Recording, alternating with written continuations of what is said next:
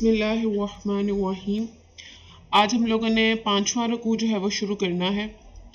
और 5वां रुकू जो है वो बहुत ज़्यादा अहम है। इससे पहले मैं आप लोगों को बता रही थी कि सूरतुल अहज़ाब और सूरत नूर का आपस में जो है वो पेयर है, जोड़ा है। कुरान मजीद के अंदर कुरान मजीद के इस दुनिया के अंदर ऐसी कोई भी चीज़ नहीं है जो बगैर जोड़े के अल्लाह ताला ने बनाई हो या जो है वो पैदा किया, उसकी तख्लीक हुई हो। सिवाय अल्लाह की ज़ात के इस पूरी कायनात के अंदर ऐसी कोई चीज़ नहीं है जो बगैर जोड़े के हो। इसलिए इस सूरत नूर का जो पेयर है वो सूरत अहज़ाब के साथ जो है वो जुड़ा हुआ है। अब हमने आज जो चीज़ें पढ़नी है उनसे पहले समझ लें कि इस रुकू के अंदर किस तरह से किन किन चीज़ों के बारे में हम लोगों ने पढ़ना है। इस रुकू में दरअसल अल्लाह ताला ने 3 तरह के लोगों के बारे में बात की है, यानी 3 किस्म के लोगों के बारे में बयान किया है अल्लाह ताला ने कि उनका ईमान का जो लेवल है। एक तो वो लोग हैं कि जो किसी भी नतीजे की परवाह नहीं करते, जो किसी चीज़ की परवाह नहीं करते और बस जो है वो अल्लाह ताला की दावत,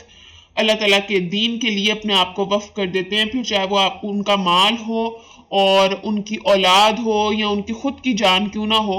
जहाँ पर बात आती है अल्लाह के दीन की, वो फौरन उस पर जो है वो अपना सरखम कर देते। फिर यहाँ पर जो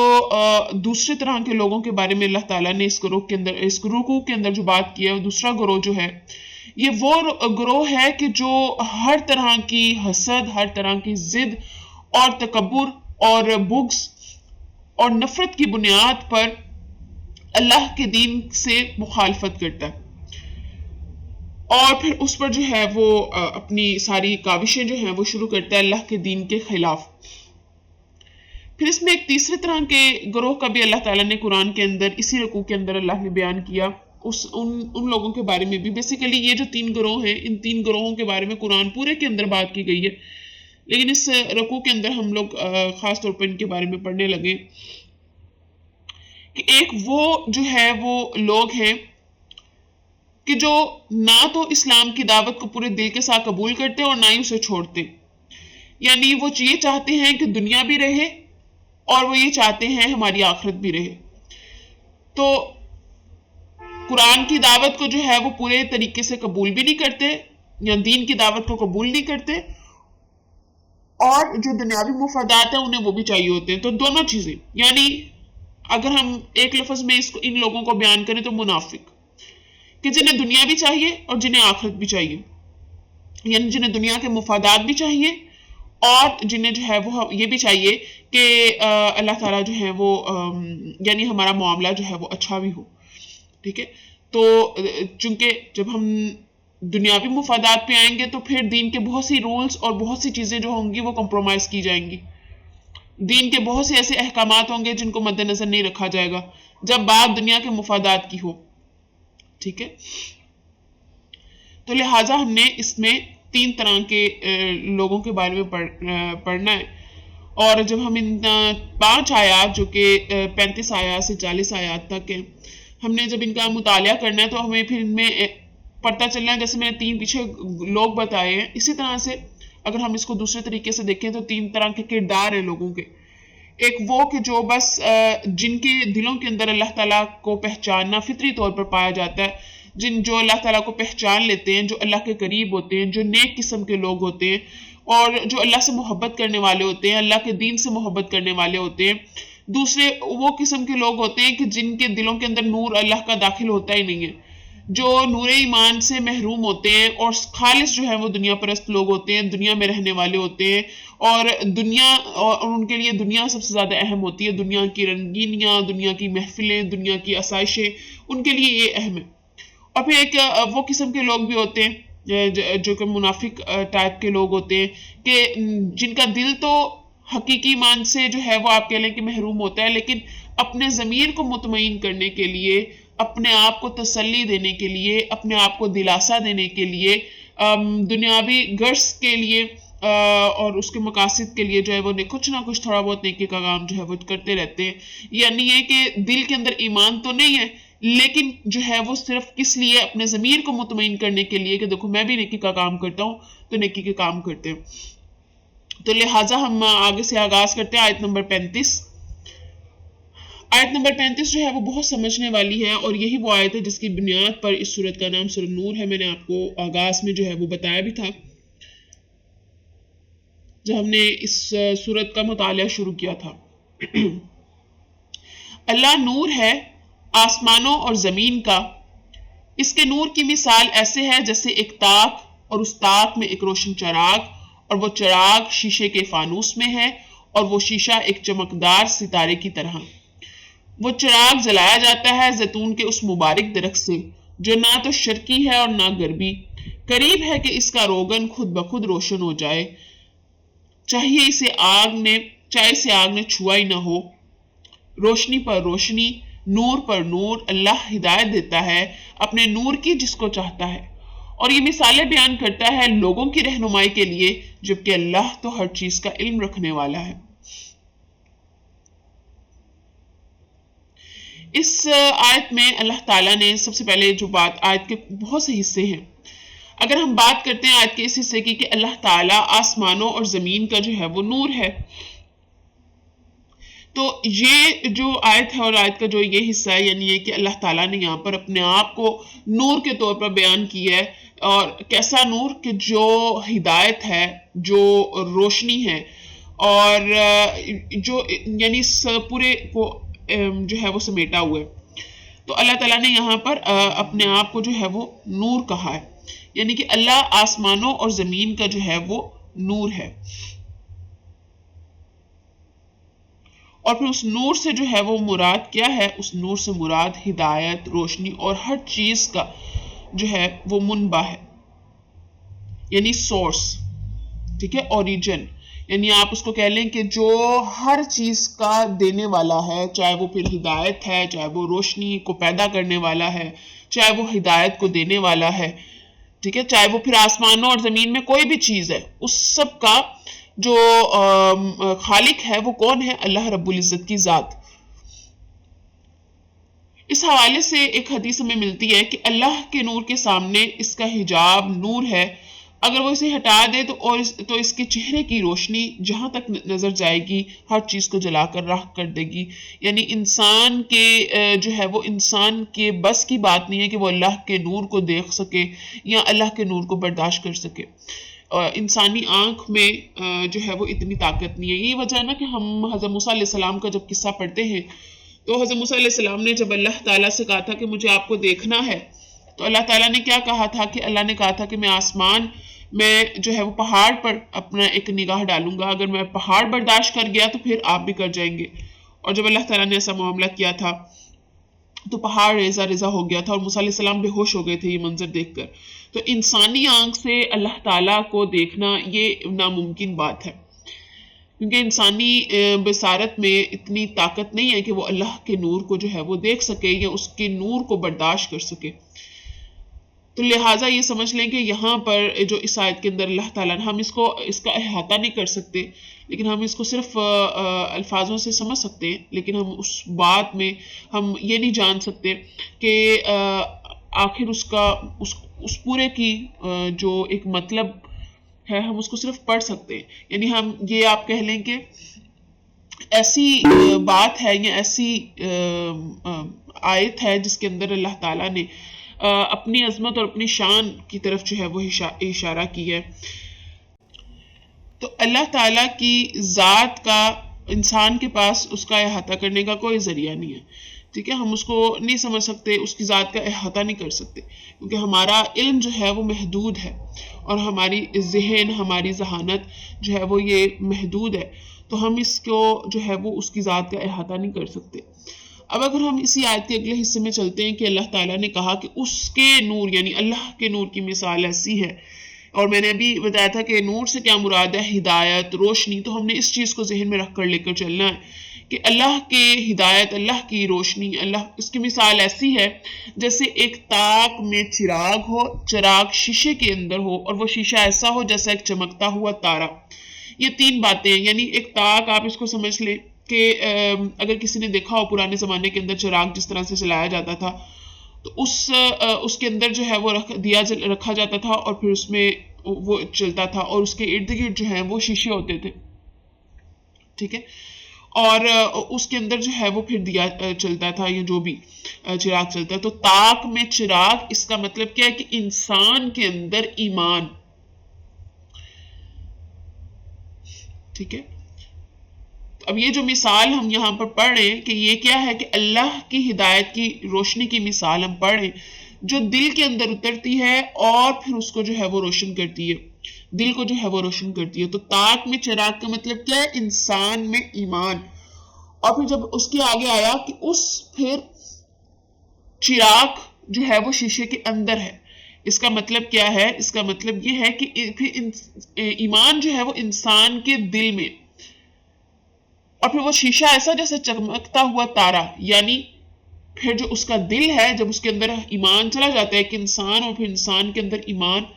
اور ایمان جب دل کے اندر داخل ہوتا ہے تو وہ دل جو ہے وہ پھر چمک اٹھتا ہے، وہ دل جو ہے وہ روشن ہو جاتا ہے، ٹھیک ہے. تو یہ اس کا جو اس پوری جو اللہ نے مثال دی اس کا مطلب جو ہے وہ یہ ہے. اگر ہم اس کو مزید جو ہے وہ سمجھیں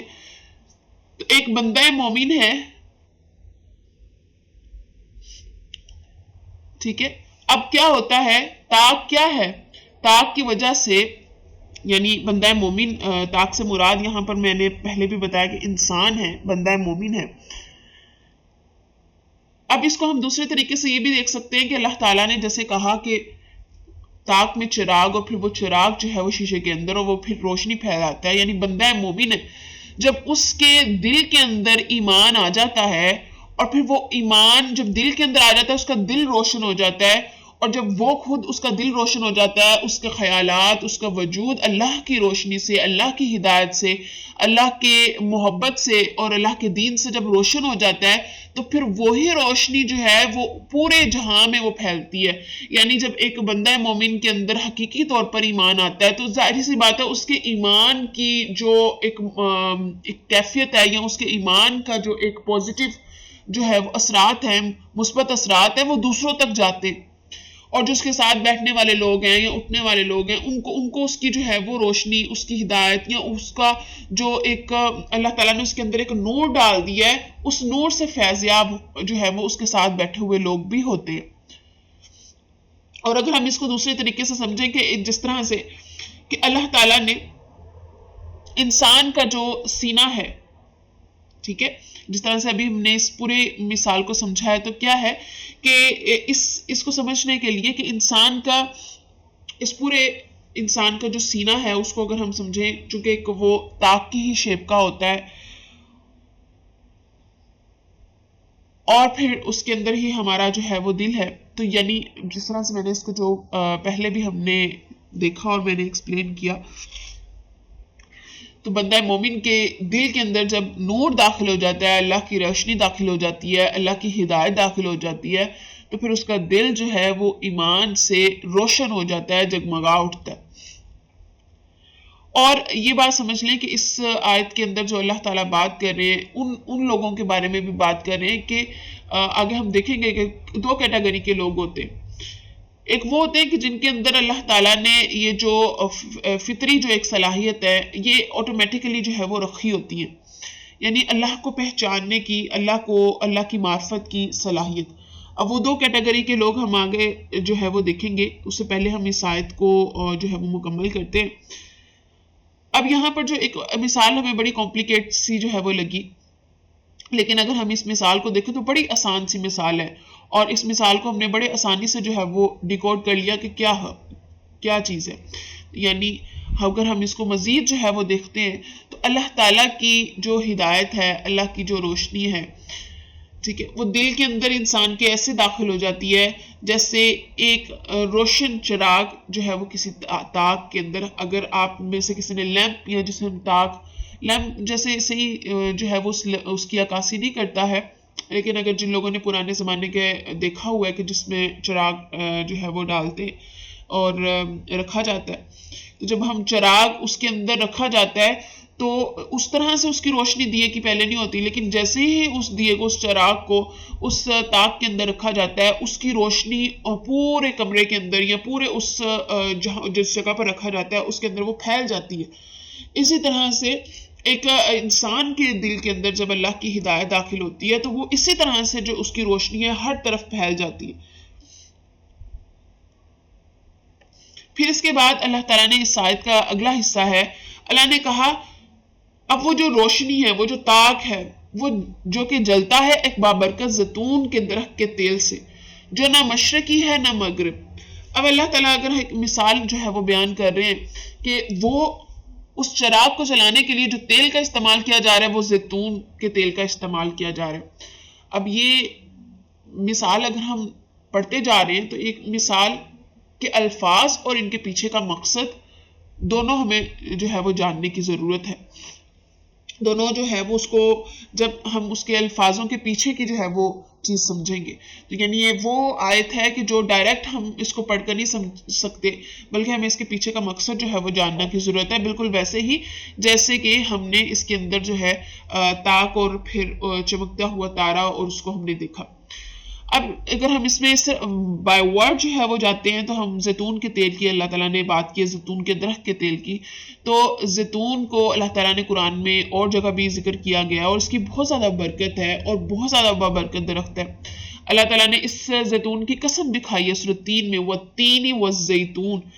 کہ اللہ تعالیٰ نے قسم کھائی ہے زیتون کی. تو زیتون کا جو درخت ہے وہ اس کا بہت بہترین جو ہے وہ تیل ہے، صحت کے اعتبار سے بھی، اس کو کھانے کے اعتبار سے بھی. اور یہ تیل ایسا تیل ہے کہ جو آگ کے بغیر ہی روشن ہو جاتا ہے. ٹھیک ہے، یعنی اس کو جو ہے وہ آپ کو کسی بھی طرح کا جو ہے وہ اس کو آگ لگانے کی ضرورت نہیں ہے، جیسے ہی اس کے قریب جائے گا یہ بھڑک اٹھے گا. اور اللہ تعالیٰ نے یہاں پر بات بھی کی کہ یہ جو شرقی بھی نہیں ہے اور مغربی بھی نہیں ہے، غربی بھی نہیں ہے. یعنی جب کسی درخت پر جس طرف سے دھوپ پڑتی ہے نا، اس سمت کے حوالے سے کہلایا جاتا ہے کہ یہ مشرقی ہے یعنی یہ شرقی ہے یا غربی ہے. لیکن اگر ایسا درخت، یہاں پر اللہ نے ایسے درخت کی مثال بیان کی ہے کہ جو ہر وقت دھوپ میں رہتا ہے اور اس کا کوئی بھی رخ نہیں ہے، یعنی ایسا نہیں ہے کہ اس پر صرف ہمیشہ جو ہے وہ مشرقی سائڈ سے دھوپ پڑتی ہے یا مغربی سائڈ سے دھوپ پڑتی ہے، بلکہ اس پر جو وہ ایسا درخت ہے جو ہر ٹائم جو ہے وہ دھوپ میں رہ رہا ہے اور اس پر کوئی ایک سمت سے جو ہے وہ نہیں پڑتا دھوپ، بلکہ ہر سمت سے جو ہے وہ اس درخت کے اوپر دھوپ پڑ رہی ہے. اور زیتون کا جو درخت ہے اس کے تیل کے ساتھ ساتھ اس کے اور بھی بہت سی جو ہے وہ خصوصیات ہیں. اس کے متعلق اللہ کے رسول صلی اللہ علیہ وسلم نے حدیث بھی فرمائی کہ زیتون کا جو ہے وہ تیل کھاؤ اور اس سے مالش کرو کیونکہ یہ ایک بابرکت درخت سے آتا ہے. پھر اگر ہم اس میں جو ہے وہ آگے اس آیت کا حصہ چلتا ہے، اللہ تعالیٰ کہتے ہیں کہ اس کا تیل ایسا ہے کہ آگ کے بغیر ہی بھڑک اٹھتا ہے. یعنی اس کو آگ کی ضرورت نہیں ہوتی بلکہ یہ آگ کے بغیر ہی بھڑک اٹھتا ہے. یعنی اس درخت کے اندر یہ خاصیت ہے کہ اسے آگ لگانے کی ضرورت نہیں ہے بلکہ آگ کے نزدیک لے کر جائیں گے تو یہ بھڑک اٹھے گا. اب یہاں پر جو مثال کیا اللہ تعالیٰ نے بیان کی ہے، اب کہ یہ سمجھ لیں کہ وہ جو نور اور وہ جو روشنی اللہ تعالیٰ بندہ مومن کے دل کے اندر داخل کرتا ہے، وہ روشنی اتنی طاقتور ہوتی ہے کہ کسی بھی جو ہے وہ ایسا خارجی ذریعہ یعنی باہر یعنی وہ آئے بغیر جو ہے وہ روشن ہو جاتی ہے. یعنی اللہ تعالیٰ نے اگر صرف اللہ تعالیٰ نے اس آیت کے اگلے حصے میں کہتے ہیں کہ اللہ تعالیٰ جسے چاہتا ہے ہدایت دیتا ہے، تو اللہ تعالیٰ جس پر اپنا کرم جو ہے وہ نازل کرنا چاہتا ہے اس کے جب دل کے اندر اللہ تعالیٰ اپنی ہدایت کو ڈال دیتے ہیں، اپنے نور کی روشنی کو ڈال دیتے ہیں، تو پھر وہ فوراً سے جو ہے وہ بھڑک اٹھتی ہے. یعنی کچھ ایسے جو ہے وہ نیک فطرت لوگ ہوتے ہیں کہ جو صرف اس انتظار کے اندر ہوتے ہیں کہ کب انہیں جو ہے وہ اللہ کی طرف سے ہدایت ملے یا کب جو ہے وہ ان کو جو ہے وہ اللہ تعالیٰ کی گائیڈنس کی یا اللہ تعالیٰ کی جو ہے وہ ہدایت کی بڑی ضرورت ہوتی ہے. جیسے ہی اللہ کی طرف سے کوئی جو ہے وہ ان پر سگنل آتا ہے تو وہ فوراً اس کو جو ہے وہ پکڑ لیتے.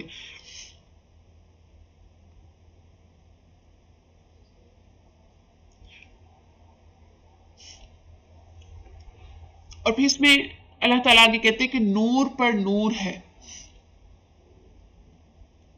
یعنی نور اور پھر نور، یعنی ہر طرف پھر نور ہی نور جو ہے وہ چھا جاتا ہے. یعنی جب اس کو اس درخت کو، اب یہاں پر چونکہ ہم درخت کی بات کر رہے ہیں اور پھر اس کے پیچھے کے چھپے ہوئے بھی ساتھ ساتھ معنی دیکھ رہے ہیں، تو اللہ تعالیٰ کہتے ہیں کہ جب ایسے جو ہے وہ آگ دکھائی جائے تو وہ بھڑک اٹھتا ہے، اور نور پر نور جو ہے اس کی کیفیت، نور علی نور کی جو ہے وہ کیفیت پیدا ہو جاتی ہے. اب اس پورے کو سمجھنے کے لیے، چونکہ ہم نے جب زیتون کے درخت سے لے کر آگے میں نے اس آیت کے اندر جو لفظ لکھے تھے اس کے بارے میں ہم نے بات کی، لیکن اس کے پیچھے کی جو باتیں چھپی ہوئی ہیں ہم اس کو دیکھنے کی ضرورت ہے. یہ چیز جو ہے وہ جان لیں کہ انسان کی فطرت کے اندر اللہ تعالیٰ کی پہچان قدرتی طور پر موجود ہوتی ہے. انسان کے اندر جو آپ کوئی انسان لیں جنہیں آپ کسی بھی قسم کے دین کی، کسی بھی قسم کے مذہب کی تعلیم نہ دیں اور انہیں کسی جگہ پر بند رکھیں، یا کسی بھی ایسی جگہ پر جہاں پر ان کا باہری دنیا کے ساتھ جو ہے وہ کوئی رابطہ یا کوئی تعلق نہ ہو، اور ان کو اس جگہ پر رکھیں، کچھ عرصہ اس جگہ پر رکھا جائے، پیدائشی جب پیدا ہوتے ہیں اور پھر اس سے بڑے ہو کر پھر اگر ان سے جو ہے وہ سوالات قدرت کے بارے میں، تخلیق کے بارے میں اور ان چیزوں کے بارے میں کیے جائیں، تو یقیناً ان کا جواب جو ہے وہ اللہ تعالیٰ کے حق میں ہوگا کہ کوئی ایک ذات ہو سکتی ہے جو اس پورے کائنات کو چلا رہی ہے، اور اللہ تعالیٰ کی جو ہے وہ پہچان ان کے، وہ اللہ کو برائے نام، یعنی کہ یہ کہ اللہ ہے ایسا نہیں، لیکن ایسا ضرور پہچان لیں جیسے ابراہیم علیہ السلام کے ساتھ معاملہ تھا اور رسول اللہ صلی اللہ علیہ وسلم کے ساتھ بھی تھا، جو غور و فکر کرتے تھے کہ اس کائنات کو چلانے والا کوئی تو ہے، ٹھیک ہے، اور وہ ایک ہی ہے، لیکن کیا ہے، کون ہے، کیا ہے اس کا نام ہے، وہ تو ظاہر سی بات ہے اللہ نے اپنے آپ کو خود متعارف کروایا، لیکن ایک اللہ نے ان کے اندر جو ہے وہ ایک پہچان تھی. اسی طرح سے میرے اور آپ کے ہر انسان کے اندر جو ہے وہ اللہ تعالیٰ نے ایک معرفت، اپنی پہچان جو ہے وہ پیدائشی طور پر اس کے اندر موجود ہے. لیکن کیا ہوتا ہے ایک انسان کے اندر، چونکہ اللہ کو اور جب بھی کوئی انسان پیدا ہوتا ہے تو فطرتی وہ مسلمان پیدا ہوتا ہے، لیکن جس طرح سے پھر دنیا کے اندر وہ رہتا ہے، پھر اس کے ارد گرد کے لوگ ہوتے ہیں، اس کے والدین، اس کے اساتذہ، اس کے دوست احباب، اور پھر اس کے ارد گرد کا جو ماحول ہوتا ہے، اور ان کی وجہ سے وہ جو اللہ کی معرفت کی جو اس کی پہچان یا اس کی جو ایک کیفیت ہوتی ہے، اس کے اوپر پردے پڑ جاتے ہیں غفلت کے، اور وہ جو شعور ہے وہ چھپ جاتا ہے کہیں پردوں کے پیچھے، اور اس کو احساس نہیں ہوتا. تو یہاں پر جو اس پورے کے اندر جو اللہ تعالیٰ نے مثال دی ہے وہ یہی سمجھا ہے. لیکن اللہ تعالیٰ کہتے ہیں ایسے لوگ موجود ہیں، ایسے نیک لوگ موجود ہیں کہ جن کے اندر اللہ کی پہچان داخل ہوئی ہوتی ہے، اور وہ تمام تر منفی اثرات، ارد گرد کے جو اور نیگیٹو جو ہیں لوگ ہوتے ہیں یا جو بھی چیزیں ہوتی ہیں، چاہے وہ والدین یا اساتذہ یا پھر دوست احباب کے منفی جو ہیں وہ حالات یا کچھ بھی ان کے ارد گرد رہ رہے ہوتے ہیں، لیکن پھر بھی ان کے دل کے اندر جو اللہ کی پہچان ہے یا اللہ تعالیٰ کی جو جستجو ہے وہ ہوتی ہے. اور جس طرح سے ان کو جو ہے وہ تھوڑی سی گائیڈنس کی ضرورت ہوتی ہے، جس طرح سے ان کو کوئی ہدایت ملتی ہے، ان کے اندر کی جو ایمان ہے وہ فوراً سے بھڑک اٹھتا ہے. ہمارے سامنے ایسے بہت سے غیر مسلموں کی مثال موجود ہے کہ جو ایسے معاشرے کے اندر رہ رہے ہیں کہ جو ارد گرد ان کے جو ہے وہ تاریخیاں ہی تاریخیاں، لیکن وہ اپنے اندر پھر بھی جو ہے وہ کچھ نہ کچھ جو ہے وہ ٹٹول رہے ہیں اپنے آپ کو، لیکن جیسے ہی انہیں جو ہے وہ ان کو کسی بس ذرا سی روشنی کی ضرورت ہوتی ہے، اور جس طرح سے ان کو کوئی روشنی ملتی ہے وہ فوراً سے اس روشنی کو پکڑ لیتے ہیں اور وہ بھڑک اٹھتے ہیں. یعنی ان کو جو ہے وہ، یعنی بھڑک اٹھنے سے مراد یہاں پر جو اللہ تعالیٰ نے الفاظ استعمال کی، یعنی ان کے اندر ایمان جو ہے وہ جگمگا جاتا ہے. تو اس پوری مثال کا جو مطلب ہے، اس پوری تفصیل کا خلاصہ جو ہے وہ یہ ہے. لیکن ایسے انسان بھی موجود ہوتے ہیں، جیسے میں نے دونوں طرح کے بتائے، کہ جنہیں کوئی پرواہ نہیں ہوتی، جو دنیا کی رنگینیوں میں اتنے کھو جاتے ہیں کہ پھر اللہ کی جو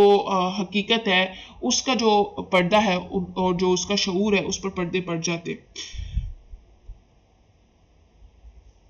اور پھر اس میں اللہ تعالیٰ آگے اس آیت میں کہتے ہیں کہ اللہ جسے چاہتا ہے اپنے نور کی طرف جو ہے وہ ہدایت دیتا ہے.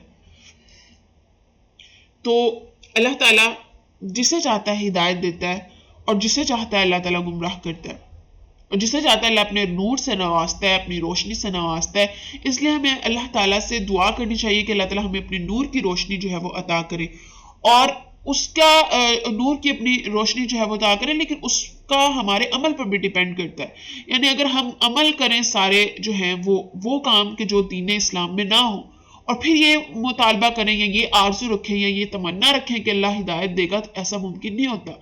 اللہ کی ہدایت کو پانے کے لیے آپ کو عمل بھی ویسے کرنے پڑتے ہیں، اپنے اندر جستجو ویسی لانی پڑتی ہے، اپنے اندر طلب ویسی لانی پڑتی ہے کہ اللہ تعالیٰ بندہ کی جستجو اور اس کی طلب کو دیکھ کر اپنی ہدایت، اپنی روشنی جو ہے وہ اس کے دل کے اندر داخل کر دے. ایسا قطعی طور پر ممکن نہیں ہے کہ آپ جو ہے وہ دنیا کی رنگینیوں میں بھی کھونا چاہیں، دنیا کی ساری لگژریز کو انجوائے کرنا چاہیں، اور یہ بھی چاہیں کہ مجھے جو ہے وہ دنیا میں بھی پورا رہوں، دنیا کے لوگوں میں مشہور رہوں، دنیا کے ساتھ میں اپنی سارے دنیاوی کام کروں،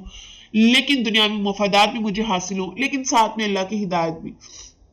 ایسے بہت ہوتے ہیں لوگ، لیکن بہت کم لوگ ہوتے ہیں. اور اگر صحیح معنی میں اگر آپ نے دنیا کی اگر آپ یہ سمجھیں کہ دنیا کی پوری طریقے کی لگژریز کو میں نے انجوائے کرنا ہے، پوری طریقے کی مفادات حاصل کرنے ہیں، تو پھر یہ ممکن نہیں. لیکن جیسے کہ ہم اگلی آیات کے اندر پڑھیں گے کہ دنیاوی جو ہے وہ کاروبار یا دنیاوی چیزوں کے ساتھ ساتھ اللہ کی ہدایت دیتا ہے. لیکن اگر آپ دیکھیں کہ آپ دنیاوی کام کر رہے ہیں، ٹھیک ہے، دنیاوی کام کرنے سے اللہ نے منع نہیں کیا، دنیا کے کام کرنے سے اللہ نے منع نہیں کیا، اس کو ہم کر سکتے ہیں. اور دنیا ہے، دنیا میں رہنے کے لیے اس کے کچھ تقاضے ہیں، اور انسان کو اس کے مطابق چلنا پڑتا ہے، اور یہ چیزیں ہیں. لیکن ایسا ممکن نہیں ہے کہ آپ مکمل طور پر دنیا کے ہو جائیں اور اللہ کو فراموش کر دیں اور پھر دل میں یہ جو ہے وہ تمنا رکھیں کہ مجھے ہدایت ملے. تو ایسا ممکن نہیں. تو انسان کو اللہ جو ہے وہ انسان کو تبھی ہدایت دیتا ہے جب بندے کے دل میں ہدایت کی طلب ہو، اور صحیح معنی میں طلب ہوتی ہے. اور ایک حدیث بھی ہے کہ اللہ جسے چاہتا ہے ہدایت دیتا ہے اور جسے چاہتا ہے گمراہ کرتا ہے. ٹھیک ہے. اور اس آیت کے جو آخری حصے میں اللہ تعالیٰ کہتے ہیں کہ میں نے جو یہ مثالیں ہیں نا، یہ مثالیں میں نے اس لیے بیان کی تاکہ تم سمجھ سکو، تاکہ تم جو ہے وہ اس کا رہنمائی حاصل کر سکو، ورنہ اللہ کے پاس تو ہر چیز کا علم موجود ہے. تو اللہ تعالیٰ قرآن کے اندر بہت سی جگہوں پر مثالیں بیان کرتے ہیں، اور بہت سی جو ہے اللہ نے آگے بھی آئیں گی 2 مثالیں. تو اللہ مثالیں بیان کرتا ہے. تو اس مثال کا مقصد کیا ہوتا ہے؟ لوگوں کی ہدایت، ہماری ہدایت ہوتا ہے، ہماری رہنمائی اس کا مقصد ہوتا ہے، تاکہ ہم زندگی کے پہلوؤں کو بہتر طور پر سمجھ سکیں اور اللہ تعالیٰ کے دین کی طرف جو ہے وہ آ سکیں. یہ تھی آیت نمبر ہماری 35. آیت نمبر 36 ہے، اس کے نور کی طرف ہدایت پانے والے ان گھروں میں پائے جاتے ہیں جن کے متعلق اللہ نے حکم دیا ہے کہ ان کو بلند کیا جائے، اور ان میں اس کا نام لیا جائے. وہ تسبیح کرتے ہیں اللہ کی ان مساجد میں صبح اور شام. تو یہاں پر جو الفاظ آئے نا فی بیوتی، یعنی گھروں میں، تو گھروں سے یہاں پر جو ہے وہ مراد جو ہے وہ مساجد ہیں، اور وہ دینی مراکز کے جہاں پر اللہ کے دین کا کام ہوتا ہے، اللہ کے جو ہے اللہ کا پیغام دیا جاتا ہے، اللہ تعالیٰ کے بارے میں جانا جاتا ہے. اللہ تعالیٰ یہاں پر کہتے ہیں کہ یہ لوگ جو ہیں یعنی گھروں میں عبادت کرتے ہیں. اس سے مراد میں نے جیسے بتایا کہ مساجد ہیں، تو لوگ مساجد میں اللہ تعالیٰ کی تسبیح کرتے ہیں، اللہ کا ذکر کرتے ہیں، اللہ کی عبادت کرتے ہیں، اور اللہ تعالیٰ نے ایسے مقدس مقامات پر اپنے نام کو بلند کرنے، اپنا ذکر کرنے کا حکم بھی جیسے ہم نے دیکھا یہاں پر اللہ نے دیا. اسی کے آیت میں اگلا حصہ آتا ہے کہ جس کے متعلق اللہ نے اجازت دی ہے کہ انہیں بلند کیا جائے. تو مساجد کو بلند کیا جائے یعنی انہیں کی تعمیر کی جائے. اگر ہم ایک لحاظ سے اس کا معنی دیکھیں تو ایک معنی اس کا بلند کرنے کا یہ مطلب ہے کہ اس کی تعمیر کی جائے اور زیادہ سے زیادہ جو ہے وہ مساجد بنائی جائیں. اور پھر اس میں ہم اگر دوسرا اس کا مطلب دیکھیں کہ اس سے بلند کیا جائے یعنی اس گھر میں اللہ کے گھر میں دین کی تعلیم کو عام کیا جائے، اس کا احترام کیا جائے، اس گھر کو جو ہے وہ صاف رکھا جائے اور اسے ہر قسم کی نجاست سے جو ہے وہ پاک رکھا جائے، ہر قسم کے شرکیہ جو ہیں کام سے ان سے پاک رکھا جائے. اس کا جو ہے وہ ایک مطلب یہ ہے. اور مساجد کو بنانا بہت ہی جو ہے وہ نیک کام ہے. جو شخص مسجد بناتا ہے وہ جنت میں اپنا گھر بنا لیتا ہے، اور یہ حدیث جو ہے وہ موجود ہے. اور مسجد کی صفائی کرنا اللہ کے گھر کا چھوٹا سے چھوٹا کام بھی ہے. آج وہ پہلے زمانے میں لوگ دور ہوتا تھا جہاں پر لوگ اپنے ہاتھوں سے خود مسجد کے بٹن، مسجد کی کارپیٹ، مسجد کی ہر چھوٹی چھوٹی چیزوں کو اپنے ہاتھوں سے صاف کرنا، اپنے ہاتھوں سے دھونا، جھاڑو لگانا، اللہ کے گھر کی صفائی کرنا، اس کو ایک فخر کا، ایک اعزاز کا جو ہے وہ سمجھتے تھے کام، اور جس کو مل جاتا تھا وہ بہت خوش ہوتا تھا. لیکن آج ایسا دور ہے کہ جہاں پر اگر مسجد کا کام اگر امام صاحب نے کہہ دیا ہے یا وہ چیز، ہم پیسے تو دے دیتے ہیں اللہ تعالیٰ کے رستے میں، لیکن مسجد کا ہم کوئی بھی کام کرتے ہوئے معیوب اس بات کو سمجھتے ہیں، اور جو کہ بہت ہی جو ہے وہ بہت سے نیکی کے کام سے جو ہے وہ رہ جاتے ہیں. حالانکہ مسجد کا چھوٹا چھوٹا کام کرنے کا بھی بہت ثواب ہے. اور پھر مسجد بنانے والے کو اللہ تعالیٰ نے کہا کہ جنت میں اپنا گھر بنا لیتا ہے وہ. اور پھر اس میں اللہ تعالیٰ کہتے ہیں کہ پھر وہ جب گھر بلند کیے جائیں، جب وہ مساجد تعمیر کی جائیں، پھر ان میں نام بھی لیا جائے اللہ کا. ٹھیک ہے. اب ہم نے اگر پیچھے والی جو پڑھا تھا کہ پیچھے والی آیت میں اللہ تعالیٰ نے بتایا تھا کہ جسے چاہتا ہے وہ اپنا نور دیتا ہے.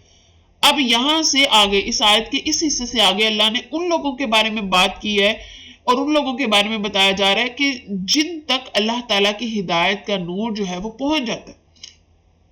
ٹھیک ہے. جنہیں اللہ تعالیٰ نے اپنی ہدایت کا نور پہنچایا، اب وہ کام کیا کرتے ہیں؟ وہ کام یہ کرتے ہیں کہ صبح اور شام اللہ کی تسبیح بیان کرتے ہیں. یعنی یہ لوگ جو ہیں کہ ان کے دلوں میں چونکہ نور آ جاتا ہے، ایمان آ جاتا ہے، اللہ کی روشنی آ جاتی ہے، تو یہ اللہ کے گھروں میں صبح شام اس کا ذکر کرتے ہیں، اس کی تسبیح کرتے ہیں، اور اس کی حمد جو ہے وہ بیان کرتے ہیں، نمازیں پڑھتے ہیں، زکوٰۃ دیتے ہیں. تو اس آیت میں سمجھ لیں کہ تین لوگ کہ یہاں پر جو ہے وہ اس کو ہم اگلے حصے میں جا کر جو ہے وہ دیکھتے ہیں. پھر اللہ تعالیٰ نے یہاں پر اگر ہم اس کو احادیث کے حوالے سے دیکھیں تو اللہ کے رسول صلی اللہ علیہ وسلم نے فرمایا کہ جو مساجد کی تعمیر اور اس کی پاکیزگی کے حوالے سے کہ جس نے اللہ کی رضا کے لیے ایک مسجد بنائی، اللہ اس کے لیے جنت میں ایک گھر بنائے گا. تو مسجد بنانا انتہائی نیکی کا کام ہے. یا اگر کہیں پر مسجد بن رہی ہے، ہماری اتنی استطاعت نہیں ہے کہ ہم مسجد پوری بنوا سکیں، تو ہم اس کی تعمیر میں جتنا حصہ ہو سکے اتنا ڈالنا چاہیے، اور یہ ہمارے لیے صدقہ جاریہ بن جاتا ہے، کیونکہ اس مسجد نے تو تا قیامت تک قائم رہنا ہے. اور پھر اس مسجد کے اندر عبادات ہو رہی ہیں، اس میں اللہ کا ذکر ہو رہا ہے، بچے قرآن پڑھ رہے ہیں، اور اس مسجد کو بنانے میں آپ کی چھوٹی سی اگر انکم بھی ہوئی ہے تو وہ آپ کے لیے صدقہ جاریہ بن جاتا ہے. اسی طرح سے ایک اور حدیث ہے کہ اللہ کی نظر میں سب سے پسندیدہ جگہیں جو ہیں وہ مساجد ہیں، اور سب سے ناپسندیدہ جو جگہیں ہیں وہ بازار ہیں. اور ہمارا زیادہ ٹائم جو ہے وہ گزرتا ہے بازار میں اور کم ٹائم گزرتا ہے مسجد میں. تو ہم دیکھیں کہ اللہ کی ناپسندیدہ جگہوں پر رہنا زیادہ پسند کرتے ہیں اور اللہ کی پسندیدہ جگہوں پر رہنا پسند نہیں کرتے. تو یہ کتنی جو ہے وہ غلط بات ہے. پھر اسی میں اللہ کے رسول صلی اللہ علیہ وسلم نے فرمایا کہ جب بھی لوگ اللہ کے گھروں میں سے کسی گھر میں جمع ہو کر اللہ کی کتاب کی تلاوت کرتے ہیں اور آپس میں اس کا درس دیتے ہیں تو ان پر رحمت نازل ہوتی ہے اور سکینت نازل ہوتی ہے، سکون نازل ہوتا ہے، رحمت ان کو ڈھانپ لیتی ہے، فرشتے ان کے گھر کو گھیر لیتے ہیں اور اللہ ان کا ذکر اپنے قریب والے فرشتوں میں کرتا ہے. تو یہاں پر مراد مساجد کے اندر بھی، اور پھر جب اگر کوئی شخص اپنے گھر کے اندر درس قرآن کرواتا ہے،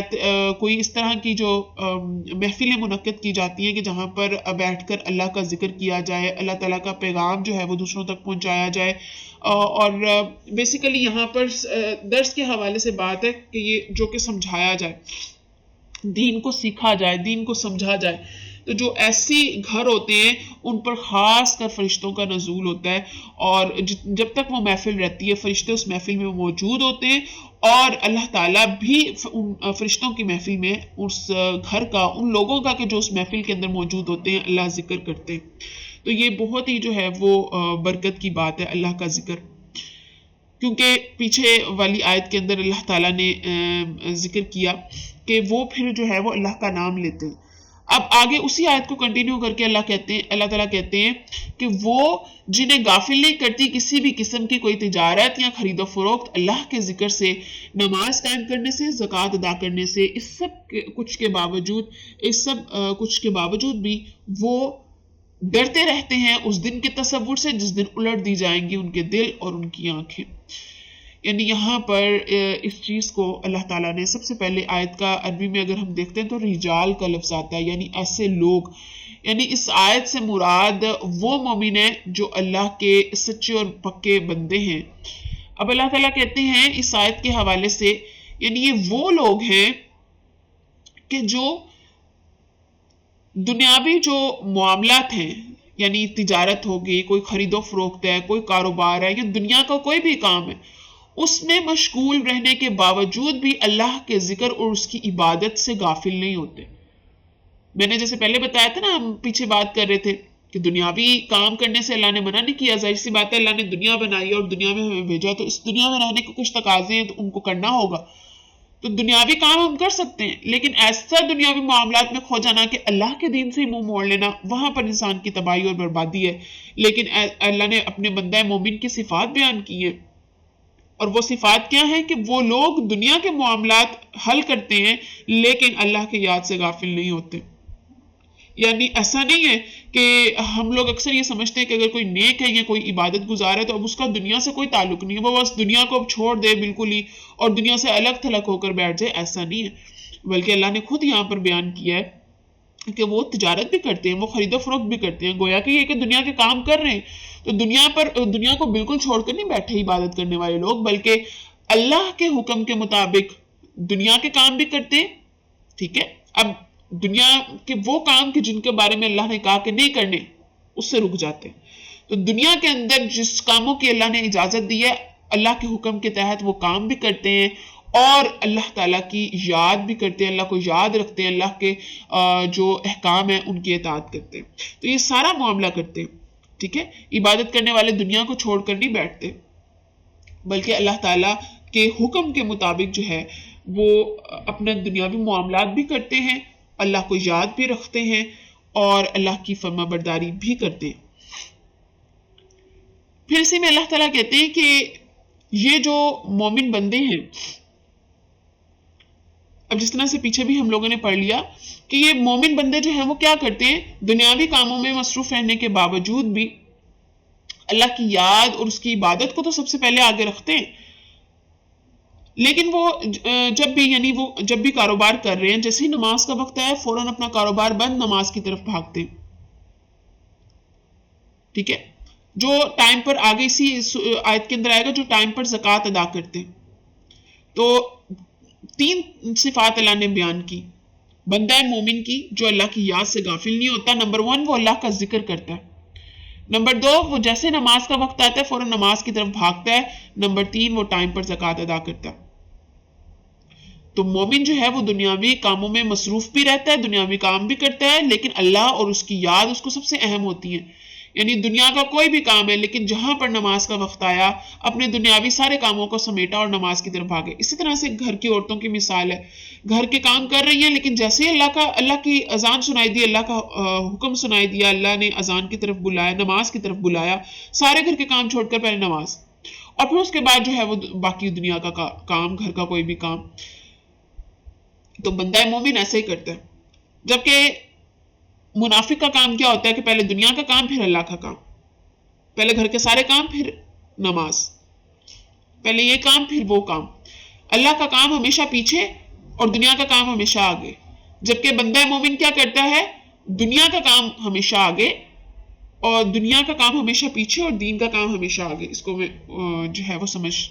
لیں اچھی طرح اس چیز کو۔ اب اسی میں اللہ تعالیٰ کہتے ہیں کہ ان کے دل کبھی بھی اللہ کی یاد سے غافل نہیں ہوتے، یعنی کنٹینیوسلی ان کے اگر کام کیا کر رہے ہیں، ہاتھ چل کون رہا ہے، پاؤں سے چل رہے ہیں، زبان تو فارغ ہے نا۔ اور یہی بات ہے کہ جیسے اب گھر کی عورتیں کام کرتی ہیں، کام تو وہ ہاتھوں سے کر رہی ہیں یا پاؤں سے چل کے کر رہی ہیں، اس میں زبان کا کیا کام، زبان خاموش ہوتی ہے اس سارے عمل کے دوران، چاہے وہ کھانا بنا رہی ہیں، چاہے وہ آٹا گوندھ رہی ہیں، چاہے وہ برتن دھو رہی ہیں، صفائی کر رہی ہیں، کوئی بھی کام کر رہی ہیں، اس میں زبان استعمال بالکل نہیں ہو رہی۔ اب بندہ مومن کیا کرے گا، اس وقت کو بھی یوٹیلائز کرے گا، اس وقت کو بھی استعمال کرے گا اور اپنی زبان پر اللہ کا جو ذکر ہے اس کو جاری رکھے گا۔ اس کی زبان، اس کا دل اللہ کی یاد سے غافل نہیں ہوگا۔ دنیا کا کام کوئی کر رہا ہے، گھر کے کام کوئی کر رہی ہیں، لیکن اللہ کی یاد سے نہیں ان کا دل غافل ہوتا، کنٹینیوسلی جو ہے وہ ذکر کر رہے ہیں اللہ کا۔ فارغ ہیں تو نماز ادا کرتے ہیں، مصروف ہیں دنیا کا کام کریں تسبیح کرتے ہیں، قرآن کی جو آیات یاد ہیں قرآن کی اس کی تلاوت کرتے ہیں، تلاوت سن لی، اور سارا وقت جو ہے وہ اللہ کی نعمتوں کا شکر ادا کرنے میں جو ہے وہ گزار دیتے ہیں۔ اور پھر اس کے بعد جیسے ہم نے یہ پوائنٹ پڑھ لیا کہ اللہ تعالیٰ نے کہا کہ وہ نماز جو ہے وہ قائم کرتے ہیں، تو اس کو سمجھ لیں یہاں پر جو عربی کے اندر لفظ آیا وہ اقام الصلاۃ، اقام الصلاۃ کا مطلب ہے کہ نماز کو اس کے اول وقت میں خشوع و خضوع کے ساتھ جماعت کے ساتھ ادا کرنا۔ تو عورتوں کے لیے جماعت تو نہیں ہے لیکن مردوں کے لیے جماعت ہے۔ تو اب کیا ہے کہ جیسے نماز کا وقت ہو فوراً سے نماز کو جو ہے وہ ادا کرنا۔ سورۃ المومنون میں بھی 2 طرح کی نمازوں کا ذکر اللہ نے کہا کہ نمازوں کی حفاظت اور نماز میں جو ہے وہ خشوع و خضوع، دونوں ڈیفرنٹ چیزیں ہیں۔ حفاظت کا کیا مطلب ہے؟ آپ 5 وقت کی نماز پڑھ رہے ہیں، ٹھیک ہے، اول وقت میں، لیکن خشوع و خضوع کا کیا مطلب ہے کہ دنیا کے کوئی خیال نہیں آئے گا، یہ نہیں کہ جائے نماز پہ کھڑے ہوئے اور یہ سوچ رہے ہیں کہ اب میں نے اس کے بعد جو ہے وہ گھر کا یہ کام کرنا ہے، اب میں نے یہاں پر جانا ہے، اب میں یہ کام کر رہی تھی تو یہ چیز جو ہے وہ رہ گئی، یہ والی کرنی ہے۔ تو خشوع و خضوع اقامت صلاۃ کا جو مطلب ہے وہ یہی ہے کہ نماز کو اس کے اول وقت میں ادا کرنا، خشوع و خضوع کے ساتھ ادا کرنا، یہ جو ہے وہ ضروری ہے۔ تو یہ بندہ مومن جو ہے وہ نماز کی پابندی جو ہے وہ کرتا ہے اور ان تمام شرائط کے ساتھ کرتا ہے۔ اسی کو آگے سمجھ لیں کہ اللہ تعالیٰ نے کہا کہ وہ پھر زکوٰۃ بھی دیتے، یعنی ان کا تیسرا کام کیا ہوتا ہے؟ ان کا تیسرا کام یہ ہوتا ہے، پہلا اللہ کے ذکر سے ان کی زبان تر رہتی ہے، دوسرا جیسے نماز کا وقت ہوتا ہے سارے کام چھوڑ کر نماز ادا کرتے ہیں، تیسرا زکوٰۃ دیتے ہیں، یعنی وقت پر زکوٰۃ دیتے ہیں، زکوٰۃ کی ادائیگی میں کسی قسم کی بھی کوئی بھی کوتاہی جو ہے وہ نہیں کرتے، اور زکوٰۃ کو دے کر اپنے مال کو پاک کرتے ہیں۔ اور پھر اللہ نے کہا کہ وہ اس دن سے ڈرتے ہیں جس دن دل اور آنکھیں الٹ دی جائیں گی، یعنی بندہ مومن قیامت کے دن سے خوف زدہ رہتا ہے، وہ دن کہ جس دن کوئی کسی کے کام نہیں آئے گا، کسی قسم کی سفارش کام نہیں آئے گی، کسی قسم کا معاملہ کام نہیں آئے گا، سوائے کام آئے گا تو آپ کا اعمال۔ تو اس دن کے ڈر سے بندہ مومن اپنا جو ہے وہ اعمال جاری رکھتا ہے نیکی کا، اور اللہ کی فرما برداری اور اس کی اطاعت جو ہے وہ کرنے کی، اور اس کی اطاعت میں جو ہے وہ اس کی کوششیں کرتا رہتا ہے کہ میں اللہ کی اطاعت کروں، میں اس کی فرما برداری کروں۔ اور اسی ضمن میں ہمارے پاس نماز کی اہمیت سے متعلق حدیث ہیں کہ جس میں اللہ کے رسول صلی اللہ علیہ وسلم نے فرمایا کہ نماز کو اس کے وقت پر ادا کرنا اللہ کو سب سے زیادہ پسندیدہ عمل ہے۔ تو سب سے زیادہ پسندیدہ عمل کیا ہے؟ اول وقت میں نماز ادا کرنا۔ اور ہم نے کل بھی جو ہے وہ یہ حدیث پڑھی تھی جو کہ جب ہم نے شادی کے حوالے سے بات ہو رہی تھی تو اس میں اللہ کے رسول صلی اللہ علیہ وسلم نے فرمایا تھا کہ جو جنازہ اس کو دفن کرنے میں، اول وقت میں نماز ادا کرنے میں، اور جو کوارہ ہے یا جو غیر شادی شدہ ان کی شادی کرنے میں جلدی کیا کرو۔ تو نماز پڑھنے میں جو ہے وہ جلدی کرنے کا کہا گیا۔ اسی طرح سے زکوٰۃ کی فضیلت ہے کہ جو شخص اپنے مال کی زکوٰۃ ادا کرتا ہے اللہ تعالیٰ اس کے مال میں بھی اضافہ کرتا ہے، اس کی برکت اس میں جو ہے وہ برکت دیتا ہے۔ اسی طرح سے آیت نمبر 38 ہے کہ تاکہ اللہ انہیں بہترین جزا دے ان کے اعمال کی اور ان کو اپنے فضل سے مزید نوازے، اور اللہ جس کو چاہتا ہے عطا کرتا ہے بغیر حساب کے۔ اب یہاں پر اللہ تعالیٰ کہتے ہیں کہ یہ جو ہدایت یافتہ لوگ ہیں نا، ٹھیک ہے، ان کی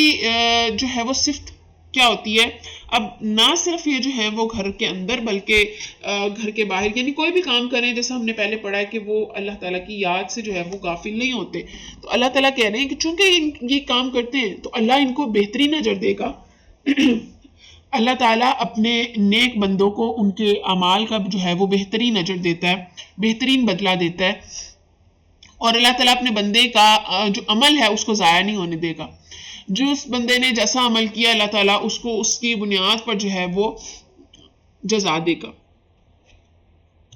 قیامت کے دن۔ اور اللہ تعالیٰ کہتے ہیں نہ صرف میں جو ہے وہ ان کو ان کے اعمال کا بہترین بدلہ دوں گا بلکہ اپنے فضل سے انہیں مزید عطا کروں گا۔ تو چاہے وہ پھر جو ہے وہ اللہ تعالیٰ دنیا کے اندر برکتیں ہوں یا آخرت میں اللہ کی رحمت ہو، سو اللہ تعالیٰ دونوں طریقے سے جو ہے وہ اپنا فضل اپنے بندے پر رکھتا ہے جو بندہ مومن ہے۔ اور اللہ تعالیٰ کہتے ہیں میں اسے بے حساب رزق عطا کرتا ہوں،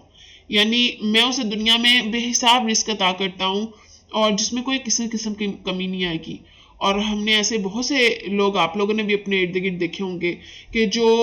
ہر طرح سے اللہ کے حکم کی پابندی کر رہے ہیں, نماز ٹائم پر ادا کر رہے ہیں, کیونکہ نماز مین چیز ہے, اور پھر اسی سے آگے جو ہے وہ چیزیں چلتی ہیں. اللہ کی اطاعت بھی کرتے ہیں, اور اللہ تعالیٰ نے صرف اس وجہ سے کہ وہ اللہ کی اطاعت کرتے ہیں, اللہ کی فرما برداری کرتے ہیں, اللہ تعالیٰ نے ان کو بے حساب رزق دیا ہوا ہے ان کی اس فرما برداری سے خوش ہو کر. تو ہمارے پاس حدیث بھی ہے کہ اللہ تعالیٰ جب کسی کے ساتھ کسی بھی قسم کی بھلائی کا ارادہ کرتا ہے تو اس پر مصائب جو ہے وہ نازل کرتا ہے تاکہ اس کے گناہ معاف ہوں اور اس کا درجہ جو ہے بلند ہو. اب یہاں پر اس حدیث کو سمجھنے کے لیے یہ چیز سمجھنی ضروری ہے. ہم لوگ اکثر یہ ہمارے ذہن کے اندر یہ چیز پائی جاتی ہے کہ اگر اللہ ناراض ہے تو اللہ پھر ہمیں دکھ دے گا, مصیبت دے گا, آزمائش دے گا, اور اگر اللہ تعالیٰ راضی ہے تو پھر مجھ پر دنیا کی ہر نعمت آئے گی. تو یہ ہمارا ذہن کے اندر ایک کنسیپٹ جو ہے وہ بن چکا ہے, اور ہمارے ذہن میں شعوری اور لاشعوری طور پر یہ چیز آ جاتی ہے کہ اگر مصیبت آ گئی تو اللہ ناراض ہے, اور اگر اللہ نے سب کچھ دے دیا ہے تو پھر اللہ راضی ہے. اور اللہ تعالیٰ قرآن میں اس چیز کا بھی ذکر کرتے ہیں کہ میں اگر اچھی چیزیں دی ہیں آپ کو وہ چیزیں کہ جو آپ کو اچھی لگ رہی ہیں, ضروری نہیں کہ میں آپ سے خوش ہوں, اور وہ چیزیں کہ جو مصیبتیں ہیں ایسا نہیں ہے کہ میں آپ سے ناراض ہوں. تو اس چیز کو ہمیں سمجھنے کی ضرورت ہے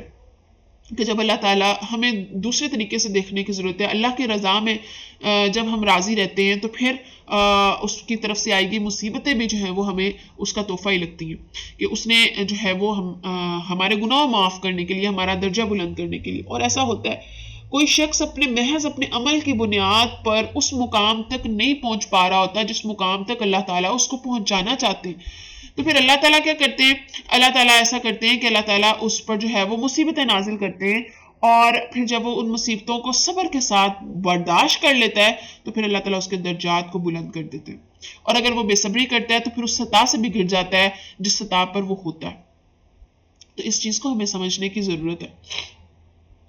اور اسی طرح سے اللہ کے رستے میں خرچ کرنے کا اجر اللہ تعالیٰ نے کہا کہ تم میرے رستے میں خرچ کرو, میں تم پر جو ہے وہ خرچ کروں گا, یعنی میں تمہیں پھر بے حساب جو ہے وہ دوں گا. تو ہمیں اس کو سمجھنے کی ضرورت ہے. اب یہ جو 3 آیات ہم نے پڑھی 30 سے 5 میں تو اللہ تعالیٰ نے اپنی مثال, نور کی مثال اور اس چیز کو بیان کیا. 30 جو ہے 6, 7 اور 8, اس میں ہم نے ان لوگوں کے بارے میں پڑھا کہ جو مومن لوگ تھے, کہ جن کے دل کے اندر ایمان جا چکا ہے, جن کے دل کے اندر اللہ کا نور اور اس کی روشنی انٹر ہو چکی ہے, اس کے بارے میں. اب آگے 39 اور 40 2 آیات ہم نے ان لوگوں کے اعمال کے بارے میں پڑھنی ہے کہ جو وہ لوگ کہ جن کے دل حقیقی ایمان سے, جو سچا ایمان ہے, اس سے خالی ہوتے, لیکن وہ اپنے دل کی تسلی کے لیے, اپنے ضمیر کو تسلی دینے کے لیے جو ہے وہ نیکی کے کام تھوڑے بہت کرتے رہتے ہیں. لیکن ان آیات سے ہمیں ایک چیز یہ بھی پتہ چلتی ہے کہ ان نیکی کے کاموں کا اللہ کے ہاں جو ہے وہ بالکل بھی قابل قبول نہیں ہے. تو اللہ نے 2 مثالیں بیان کی ہیں. 39 میں اللہ نے جس قسم کے لوگوں کی مثال بیان کی ہے, اللہ تعالیٰ نے ایسے لوگ کہ جنہیں منافق اگر ہم آسان لفظوں میں کہیں تو ان کی مثال ہے. اللہ تعالیٰ کہتے ہیں کہ جو کافر ہیں ان کے یعنی کچھ کافر ایسے ہیں کہ ان کے اعمال ایسے ہیں جیسے سراب کسی چٹیل میدان میں پیاسا اسے پانی سمجھتا ہے, یہاں تک کہ جب وہ اس کے پاس آیا تو اس نے وہاں کچھ نہ پایا, البتہ اس نے اس کے پاس اللہ کو پایا, اور تو اس نے اس پر پورا اجر دیا, پورا جو ہے وہ چکا دیا اسے اس کا حساب, اور اللہ بہت جلد حساب لینے والا ہے. اب یہاں پر جو آیت کے جو حصے میں بات کی گئی ہے, اور جنہوں نے کفر کیا ان کے اعمال, تو اس آیت میں یہ پہلی مثال ہے, اور اس سے مراد وہ کافر ہیں کہ جو آدھے یعنی دل میں تھوڑا ایمان ہے, زبان پر تھوڑا ایمان ہے اور دل میں کفر ہے, یعنی منافق ٹائپ کے لوگ کہ جو اللہ کو بھی چاہتے ہیں لیکن دنیا بھی چاہتے ہیں, جو یہ چاہتے ہیں کہ دنیاوی سارے مفادات بھی ملیں اور لیکن اللہ بھی مل جائے. ایسے لوگوں کے بارے میں اللہ تعالیٰ نے بات کی ہے. اور اب اس میں اس چیز کو بھی سمجھ لیں, یعنی ہڈن اگر ہم ورڈز کے ساتھ جو ہے وہ اس کو سمجھتے ہیں. اور دوسرا ایک وہ طرح کے بھی کافر جو کہ بالکل ہی جو ہے وہ انکار کر دیتے ہیں اللہ اور اس کے رسول کا بھی, تو یہاں پر اگر ہم ان دونوں آیات کو پڑھتے ہیں تو ہمیں ان دونوں آیات کے کمپیریزن سے پتہ چلتا ہے کہ پہلی جو مثال ہے جو اللہ تعالیٰ نے بیان کی ہے جو ہم نے اب پڑھی ہے اس کے اندر وہ طرح کے جو لوگ ہوتے ہیں ان کا پھر بھی معاملہ مختلف ہے دوسری قسم کے لوگوں سے. یعنی جو آیت نمبر 40 کے اندر بیان کیا گیا وہ تو بالکل ہی جو ہے وہ گئے گزرے لوگ ہیں. تو اس لیے اگر ہم اس کو اس لحاظ سے بھی دیکھیں اس طرح سے بھی کہ وہ لوگ کہ جو جن کے دلوں میں ایمان تو نہیں ہے لیکن صرف اور صرف اپنے ضمیر کو تسلی دینے کے لیے اپنے ضمیر کو جو ہے وہ سکون دینے کے تسکین دینے کے لیے جو ہے وہ کچھ نہ کچھ نیک اعمال کرتے ہیں اور یہ امید رکھتے ہیں کہ آخرت میں انہیں اس کا اجر دیا جائے گا. ٹھیک ہے. تو یہاں پر جو بات ہے سمجھ لیں کہ وہ لوگ کہ جو اللہ اور اس کے رسول صلی اللہ علیہ وسلم کا انکار کرتے ہیں, جو لوگ ابھی اس آیت میں دونوں لوگ مراد ہیں, دونوں مثالوں میں تمام طرح کے وہ لوگ کہ جو اللہ اور اس کے رسول کا انکار کرتے ہیں ان کے اعمال اللہ کی نظر میں کچھ بھی نہیں. تو اب آپ اس کو سمجھ لیں کہ سب سے پہلے اللہ تعالیٰ نے کہا کہ وہ ایسے ہیں جیسے چٹیل میدان میں سیراب. تو سیراب اس کو بولتے ہیں کہ ریگستان ہو اور اس میں ریت ہوتی ہے, وہ چمکتی ہوئی نظر آ رہی ہے دور سے, لیکن جیسے اس کے جو ہے وہ قریب جاتے ہیں تو کچھ بھی نہیں ہوتا. دور سے وہ ایسا ہی لگتا ہے کہ جیسے نہ پانی. ٹھیک ہے, اس کو سیراب بولتے ہیں. تو اللہ تعالیٰ نے یہاں پر کفار کے اعمال کی جو مثال ہے, اب منافق بھی تو کافر ہی ہوتا ہے, ٹھیک ہے, لیکن منافق کی ڈیفینیشن یہ ہے کہ تھوڑا اس کے جو دل میں کچھ اور زبان میں کچھ اور اس کا معاملہ ہوتا ہے, یعنی وہ دونوں چارہ ہوتا ہے معاملات. ٹھیک ہے, جہاں پر اسے اپنا مفاد دیکھتا ہے وہ وہاں پر چلا جاتا ہے. تو لہٰذا وہ بھی کافر کی کیٹیگری میں ہی آئے گا اور وہ بھی اسی میں آئے گا جو اللہ اور اس کے رسول کا انکار کرتا ہے, کیونکہ جو شخص اللہ اور اس کے رسول کا صحیح معنی میں اقرار کرتا ہے تو وہ پھر جو ہے وہ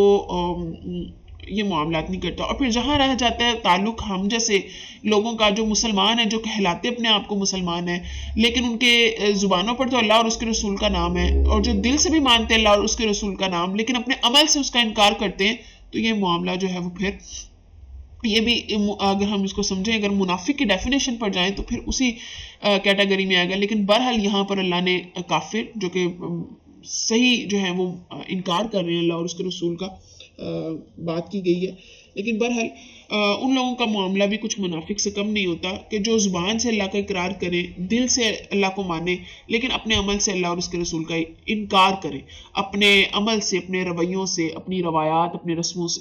تو یہ چیزیں گہرائی میں سمجھنے کی ہمیں ضرورت ہے کہ ہم اس کیٹیگری کے اندر شامل تو نہیں ہے. کیا ہمارا عمل ہماری زبان کے خلاف تو نہیں ہے؟ کیا ہم یہ زبان سے کہہ رہے ہیں کہ مجھے اللہ سے محبت ہے لیکن جیسے ہی بات آتی ہے ہماری نماز پڑھنے کی تو کیا ایسا تو نہیں ہے کہ نماز پڑھنے میں دیر کرتی ہوں؟ کیونکہ سورہ النساء میں اللہ تعالیٰ نے کہا کہ منافق ایسا ہے کہ وہ نماز میں پڑھنے میں سستی کرتا ہے. تو بہرحال ہم آیت کی طرف آتے ہیں. تو ایسا کفار کے اعمال کی جو اللہ نے مثال دی ہے, اللہ نے کہا کہ ایک سراب ہے. ٹھیک ہے, جیسے ایک میدان ہے, چٹیل میدان ہے, اور چٹیل میدان میں سیراب کو پانی سمجھتا ہے. ٹھیک ہے, ایسے ہی جب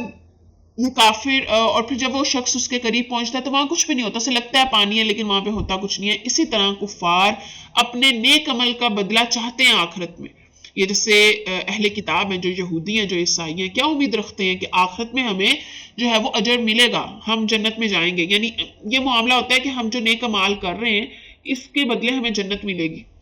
ٹھیک ہے, آخرت کا کنسیپٹ تو نہیں ہے لیکن بہرحال جنت اور دوزخ کے ہم جائیں گے. اور تو یہ کیا ہے, اللہ تعالیٰ نے ایسے لوگوں کے بارے میں بیان کیا جو اپنے نیک عمل کرتے ہیں اور اپنے نیک عمل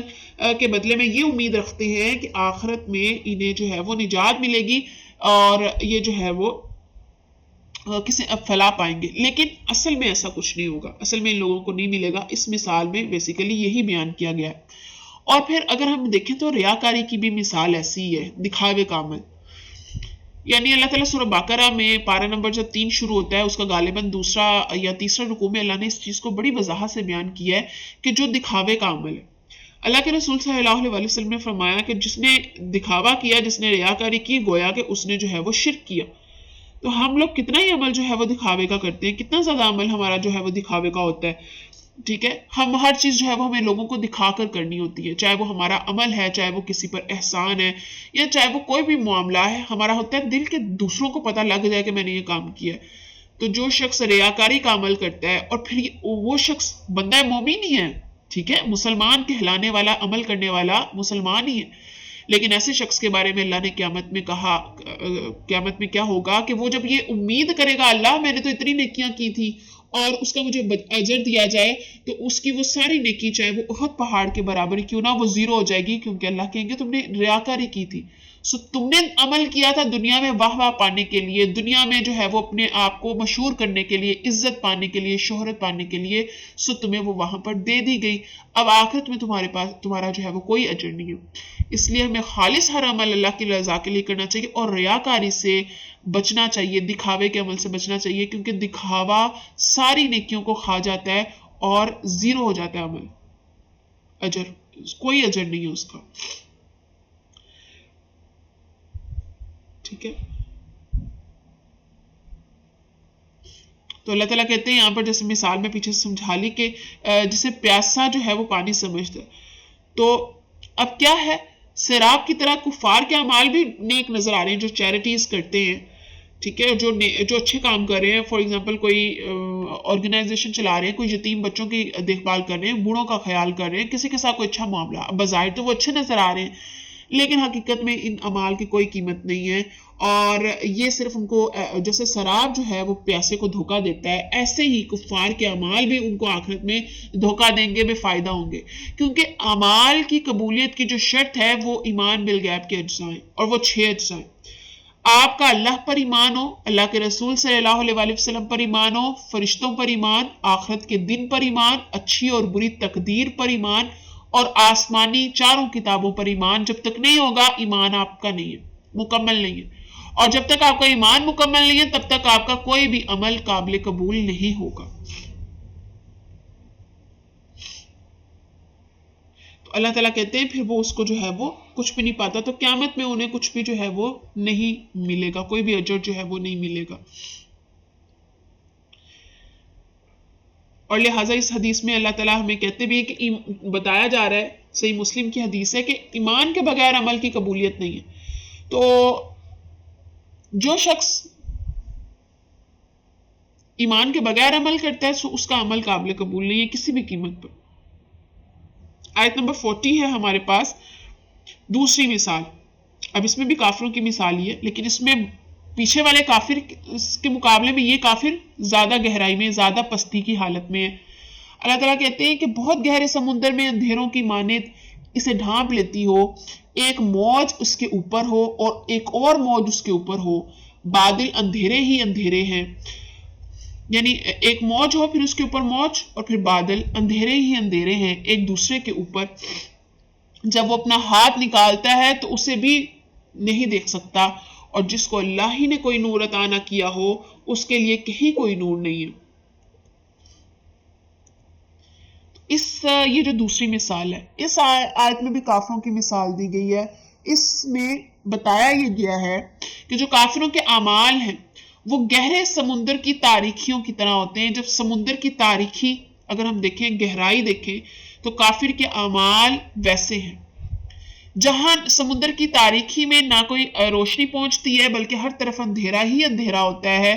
ایسے ہی کافر کے جو اعمال ہیں وہ تاریکیوں سے بھرے ہوئے ہیں اور اس میں کسی بھی قسم کی کوئی روشنی ہے ہی نہیں۔ یہاں پر ان کافروں کے بارے میں جو سرے سے ان کا کوئی کنسپٹ ہے ہی نہیں نیکی کا، اور جو آخرت کو سرے سے مانتے نہیں، جو کسی حساب، کسی کی جزا کو جو یہ مانتے نہیں کہ جنت دوزخ ہے، بلکہ وہ کہتے ہیں کہ بس مریں گے اور ختم سب کچھ، ٹھیک ہے، یہاں پر ان کی مثال ہے۔ کیونکہ جو پہلے والے ہیں وہ کم سے کم یہ امید رکھتے ہیں کہ انہیں اللہ سے، یا انہیں اللہ سے نہ صحیح لیکن انہیں کوئی نہ کوئی اجر دیا جائے گا ان کے اعمال کی بنیاد پر، لیکن یہ کافروں کے کیا مثال ہے کہ جنہیں کوئی امید نہیں، جنہیں کوئی جو ہے وہ کوئی غرض نہیں کہ کوئی حساب کتاب ہوگا، کوئی سزا جزا ہوگی، اور لہٰذا یہاں پر اس طرح کے کافروں کی بات کی گئی ہے۔ یہاں پر الفاظ ہیں فی بحر اللجی، گہرے سمندر، یعنی اس سے مراد، بحر اللجی سے مراد وہ سمندر ہے جس کی گہرائی بہت زیادہ ہو اور جہاں روشنی کسی صورت بھی جا ہی نہ سکتی ہو۔ تو کفار کے اعمال بھی ایسے ہی سمندر میں ڈوبے ہوئے ہیں جہاں پر روشنی نہیں پہنچ سکتی. اور اللہ تعالیٰ نے اس مثال میں یہی سمجھانے کی کوشش کی ہے کہ سمندر کی تاریکی جو ہے اس کو، اب ایک سمندر کی تاریکی ہے، اس کو مزید بڑھانے کے لیے اللہ تعالیٰ نے اس آیت میں کہا کہ اس کو ایک لہر ڈھانپ لیتی ہے، پھر اس کے اوپر ایک اور لہر ہوتی ہے. یعنی ایک اندھیرا اور پھر اس اندھیرے کے اوپر ایک اور اندھیرا. تو اب اس کی ایک مثال سمجھ لیں کہ جو تہ تردہ اندھیرا ہے یہ کیا ہے؟ یہ کفار کے دل کی یہاں پر اللہ نے بات کی ہے کہ ان کے دلوں پر ایک تو کفر ہے اور پھر گمراہیوں سے ان کا دل جو ہے وہ اس کے گمراہی کے پردے میں چھپا ہوا ہے. تو دور دور تک روشنی ان کے دل کے اندر انٹر نہیں ہو سکتی. ایک تو دل میں کفر، پھر دل ہر طرف سے گمراہی کے پردوں سے کور ہے، تو روشنی اگر آنا بھی چاہے تو کسی اینگل سے انٹر نہیں ہو سکتی. تو یہاں پر اللہ نے اس چیز کے بارے میں بات کی ہے اور اللہ نے کہا پھر اس کے اوپر بادل ہیں. اس کا یہ مطلب ہے اگر ہم مثال کے حساب سے دیکھتے ہیں کیا ہے، سمندر، پھر وہ بہت گہرائی، پھر اس میں ایک لہر، پھر دوسری لہر، پھر اس کے اوپر بادل. اسی طرح کفار کے اعمال اور پھر اس کا دل جو کہ چاروں طرف گمراہی میں ڈوبا ہوا ہے اور روشنی نہیں پہنچ پا رہی. ٹھیک ہے،